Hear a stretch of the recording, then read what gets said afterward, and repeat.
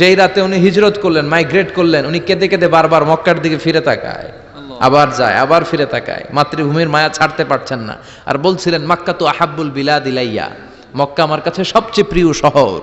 লাউলা উখরিজতু লামা খরাজতু মিনহা, আমার যদি বের করে না দেয়া হতো এই শহর থেকে, আমি কোনোদিন এই শহর থেকে বেরোতাম না। এত ভালোবাসতেন বিশ্বনবী মাক্কাতুল মুকাররমাকে, ধৈর্যশীল ছিলেন। এত অত্যাচার অনাচারের পরে যখন মক্কা বিজয়ের ক্ষণ আসলো, এই মক্কাকে বিশ্বনবীর করতলগত করে দিল কে? ফাতে মক্কা হলো। বিশ্বনবী চাইলে পিষে পিষে প্রতিটা কাফের মুশরিককে শেষ করে দিতে পারতেন, ঠিক কিনা? কিন্তু বিশ্বনবী বললেন, লা তাসরিবা আলাইকুমুল ইয়াউম ইযহাবু আনতুমুত তুলাকা, কোনো রিভেঞ্জ চলবে না আজকে, কোনো প্রতিশোধ নাই।